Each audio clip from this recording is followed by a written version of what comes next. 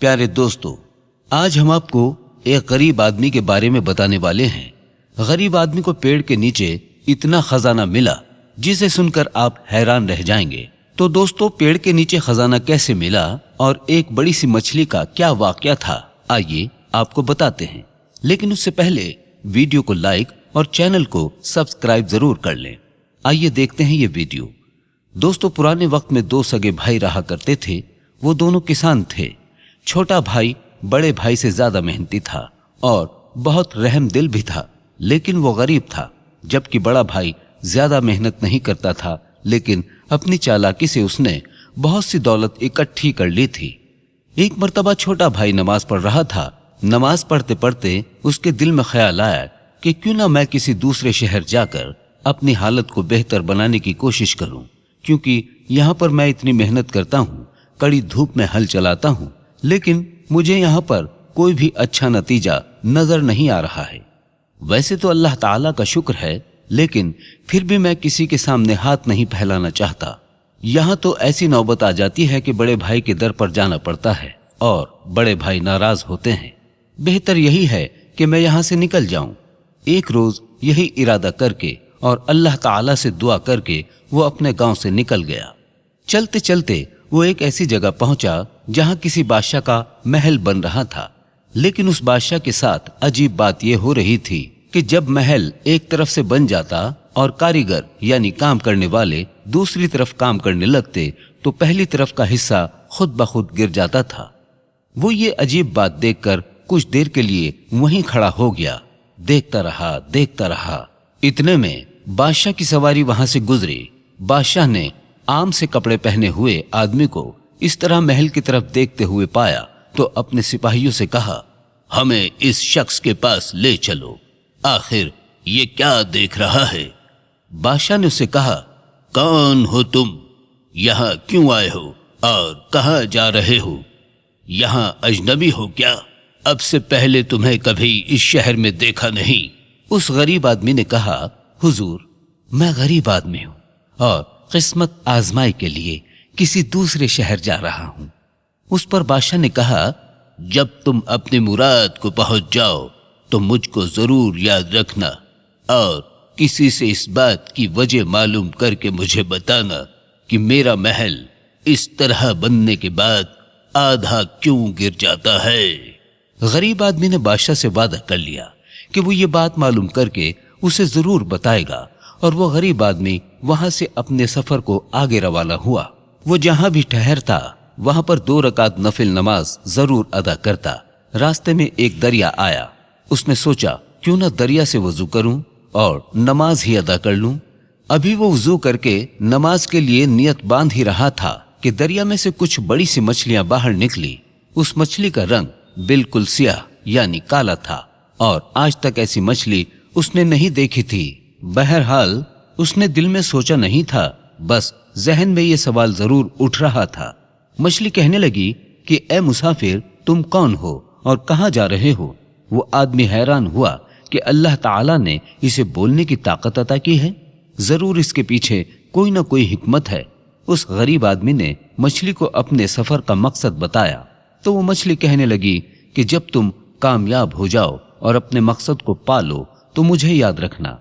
गरीब आदमी ने कहा, ऐसा क्या मसला हुआ है तुम्हारे साथ कि तुम इतनी परेशान हो? और मैंने बहुत सी मछलियां देखी हैं, लेकिन तुम जैसा रंग मैंने किसी का नहीं देखा। तो वो कहने लगी कि मैं दरिया में रहती हूँ, इसके बावजूद अंदरूनी तौर पर जलती रहती हूँ। मेरे सीने में हर वक्त आग सी लगी रहती है। किसी से पूछना कि आखिर इसका क्या सबब है और तुम्हें तुम्हारे सवाल का जवाब मिल ही जाएगा कि मैं ऐसी क्यों हूँ। मुझे समझ नहीं आता कि आखिर राज क्या है इसमें। सोचो, पानी में रहकर भी मैं जल रही हूँ। गरीब आदमी ने कहा कि तुम बेफिक्र रहो, मैं तुमसे वादा करता हूँ तुम्हारे सवाल का जवाब तुम्हें मिल जाएगा कि तुम हर वक्त अंदरूनी तौर पर क्यों जलती रहती हो। वो दरिया को पार कर चुका था। कश्ती से उतरा तो किसी जंगल की तरफ दाखिल हो गया। वो जंगल बहुत घना था और उसमें बड़े बड़े दरख्त लगे हुए थे। तो उसे भूख लगी थी। खाने का कोई सामान उसके पास नहीं था। अचानक उसे एक आलूचे का पेड़ नजर आया। उसने कच्चे पक्के आलूचे तोड़ लिए और बैठकर उन्हें खाने लगा। सारे के सारे फल कड़वे थे, मीठे नहीं थे।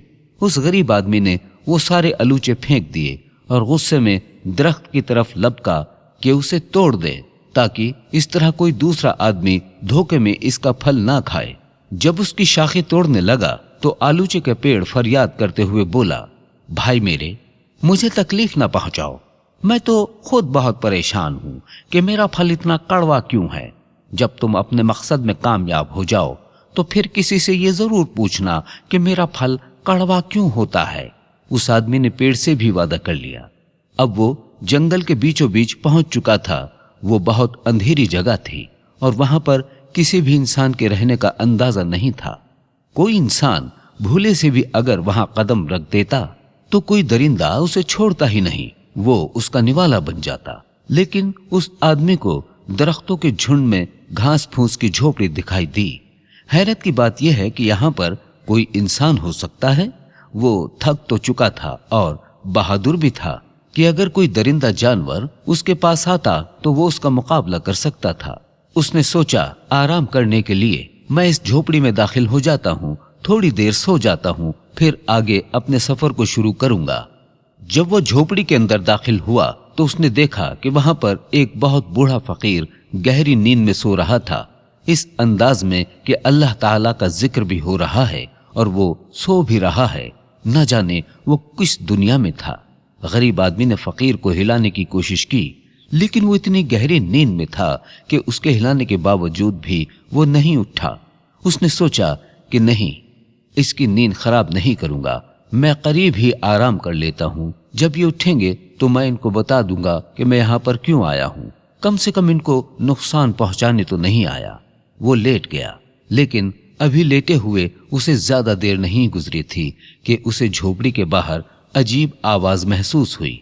ऐसा लग रहा था कि कोई जमीन पर रेंग कर चल रहा है। वो उस जंगल में रहने वाला एक बहुत बड़ा खूनी अजदा था, यानी बहुत बड़ा सांप था। अभी वो आदमी बाहर की तरफ जा ही रहा था कि उसका पैर किसी चीज से टकराया।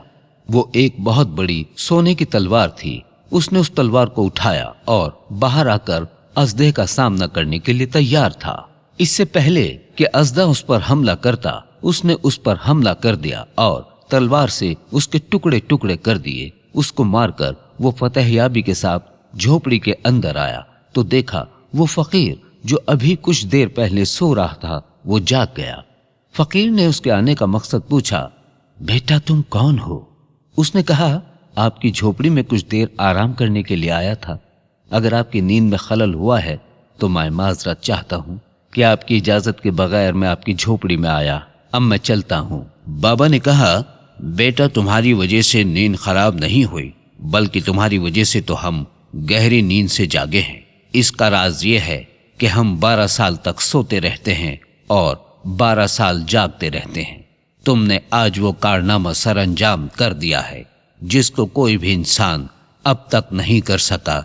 तुमने हमारी तलवार से उस अजदे को मार दिया है जिसने न जाने कितने आदमी जिंदा निगल लिए हैं। ये खूनी अजदा हम तक नहीं पहुंच सका था और तुमने जो काम किया है वो इंसानियत की भलाई के लिए किया है। और तुम्हारी इस बात से खुश होकर मैं तुमसे कहता हूँ कि तुम्हारा जो मकसद है उसको पाने के लिए अब तुम्हें शहर जाने की जरूरत नहीं है, बल्कि जो सवाल अपने साथ लेकर आए हो उन सवालों को बयान करो। उस गरीब आदमी ने कहा कि मैं तो रास्ते से गुजर रहा था कि बादशाह के महल के पास मुझे एक अजीब नजारा नजर आया। मैंने देखा कि बादशाह का महल तामीर हो रहा है, लेकिन एक हिस्सा बार बार गिर रहा है। फकीर ने कहा, बादशाह की एक जवान बेटी है जो शादी के काबिल हो चुकी है। जब तक बादशाह अपनी बेटी की शादी नहीं करेगा उसका महल इसी तरह गिरता रहेगा। उसने पूछा, लेकिन वो उसकी शादी क्यों नहीं कर रहा? फकीर ने कहा, क्योंकि वो चाहता है कि उसकी बेटी की शादी किसी अमीर दौलतमंद शहजादे से हो और उसकी बेटी अल्लाह वाली है। वो चाहती है किसी गरीब से शादी करना और बादशाह ऐसा नहीं चाहता। बस उस बादशाह से जाकर कह दो कि अगर तुम अपनी बेटी की शादी उसकी पसंद से कर देते हो तो तुम्हारा महल जो अब तक गिरता जा रहा है وہ نہیں گرے گا۔ اس کے بعد اس نے مچھلی کا مسئلہ بیان کیا۔ فقیر نے کہا کہ مچھلی کو اللہ تعالیٰ نے دانش مندی کی دولت دی ہے، مگر وہ خود غرض ہے، اسے اپنے سینے میں دبائے بیٹھی ہے۔ اس سے کہو کہ وہ اپنی عقل مندی سے دوسروں کو فائدہ پہنچائے۔ اس کا رنگ سیاہ اس لیے ہے کیونکہ وہ جلتی رہتی ہے، وہ کسی کو خوش ہوتا ہوا نہیں دیکھ سکتی، اور دوسری بات یہ ہے کہ اس کی زبان سے اللہ تعالیٰ کا ذکر نہیں نکلتا، نہ وہ کلمہ پڑھتی ہے نہ وہ درود پڑھتی ہے، جبکہ اللہ تعالیٰ کی ہر مخلوق درود پاک بھی پڑھتی ہے، کلمہ گو بھی ہے، لیکن وہ نہ جانے کیوں اللہ کا ذکر کرنے سے بچتی ہے۔ اسی وجہ سے اس کا رنگ عام مچھلیوں جیسا نہیں ہے بلکہ کالا سیاہ ہے، جسے دیکھ کر انسان کو کراہیت محسوس ہو۔ اس کے بعد اس نے کہا کہ اس الوچے کے پیڑ کا پھل کڑوا کیوں ہے؟ اس سوال کا جواب دیتے ہوئے فقیر نے کہا، آلوچے کے پیڑ کے نیچے جڑوں میں خزانہ دفن ہے، اگر وہ خزانہ نکال لیا جائے تو اس میں میٹھے آلوچے لگیں گے جس سے تمام انسان فائدہ اٹھائیں گے، اور وہ خزانہ تمہارے لیے ہے۔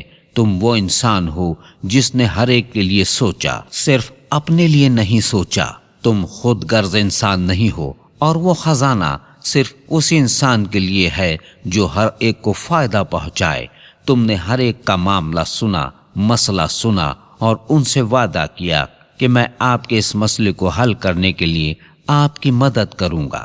اللہ تعالیٰ تم سے خوش ہے، اور اسی وجہ سے تمہاری غربت کو ختم کرنے کے لیے وہ خزانہ اس پیڑ کے نیچے دفن ہے، تاکہ تم جاؤ اور اس خزانے کو باہر نکال لو۔ وہ غریب آدمی وہاں سے روانہ ہوا۔ سب سے پہلے آلوچے کے پیڑ کے پاس گیا، اسے بتایا کہ اس کا پھل کڑوا کیوں ہے۔ پیڑ نے اس سے کہا، اللہ کے لیے جتنی جلدی ہو سکے یہ خزانہ کھود کر نکال لو، اور اسے تمہارے لیے ہی رکھا گیا ہے، تم ہی لے جاؤ۔ اس نے اس خزانے کو باہر نکالا۔ اتنا قیمتی خزانہ دیکھ کر وہ حیران رہ گیا، لیکن دل میں لالچ نہیں آیا۔ پھر وہ اس مچھلی کے پاس گیا اور اسے بتایا کہ وہ ہر وقت اندرونی طور پر کیوں جلتی رہتی ہے۔ دراصل اس کے دل میں کسی کے لیے ہمدردی نہیں ہے، اور وہ اللہ تعالیٰ کا ذکر تک نہیں کرتی۔ ہر وقت اللہ تعالیٰ کی حمد و ثنا بیان کرتی رہو، ہر ایک کو فائدہ دو، انشاءاللہ تم ایسی ہو جاؤ گی کہ ہر کوئی تمہیں دیکھ کر رش کرے گا۔ اس نے اس کا شکریہ ادا کیا۔ آخر میں وہ بادشاہ کے پاس پہنچا۔ بادشاہ نے اسے پا کر خوشی کا اظہار کیا اور کہا، لگتا ہے تم اپنے مقصد میں کامیاب ہو گئے ہو۔ ہمیں بتاؤ کہ ہمارے سوال کا جواب تمہیں ملا؟ تو وہ کہنے لگا، بے شک مجھے آپ کے سوال کا جواب مل چکا ہے۔ ایک اللہ والے فقیر نے مجھے آپ کے مسئلے کا حل بتا دیا ہے۔ بادشاہ نے کہا، جلدی بتاؤ، ہم فوراً اپنے مسئلے کو حل کرنا چاہیں گے۔ اس آدمی نے کہا، آپ اپنی بیٹی کی شادی نہیں کر رہے ہیں۔ بادشاہ بولا، تمہیں یہ بات کیسے پتا چلی؟ اس آدمی نے کہا، ایک اللہ والے بزرگ نے مجھے یہ بات بتائی ہے۔ تو بادشاہ نے کہا، ہاں، کیونکہ جہاں وہ چاہتی ہے وہاں ہم اس کی شادی نہیں کرنا چاہتے، لیکن مجھے ایسا لگتا ہے کہ تمہاری بات کو سن کر مجھے اپنے مسئلے کا حل مل گیا ہے۔ میں نے تمہیں دیکھا ہے کہ تم یہاں آئے، تم نے وہ چیز دیکھی جو آج تک کسی شخص نے نہیں دیکھی۔ نہ جانے کتنی سلطنت کے شہزادے یہاں آتے ہیں اور ہماری بیٹی سے شادی کے خواہش مند ہوتے ہیں، لیکن ان کو یہ راز پتہ نہیں چل سکا کہ ہمارا محل آخر کیوں گر رہا ہے۔ تم عقل مند انسان ہو، تم انسانیت کی خدمت کرنے والے انسان ہو، اسی وجہ سے میں سوچتا ہوں کہ اپنی بیٹی کی شادی میں تم سے ہی کروا دوں۔ اس کے بعد بادشاہ نے اس سے اپنی بیٹی کی شادی کروا دی۔ سبحان اللہ، سبحان اللہ۔ دوستو، ہمیں بھی چاہیے کہ ہم ضرورت مندوں کی مدد کریں، انسانوں، جانوروں اور پرندوں کی مدد کریں۔ اللہ پاک ہم سب کو نیک عمل کرنے اور انسانوں، جانوروں، پرندوں کی مدد کرنے کی توفیق عطا فرمائے۔ کہنے سننے سے زیادہ عمل کرنے کی توفیق عطا فرمائے۔ آمین، اللہم آمین۔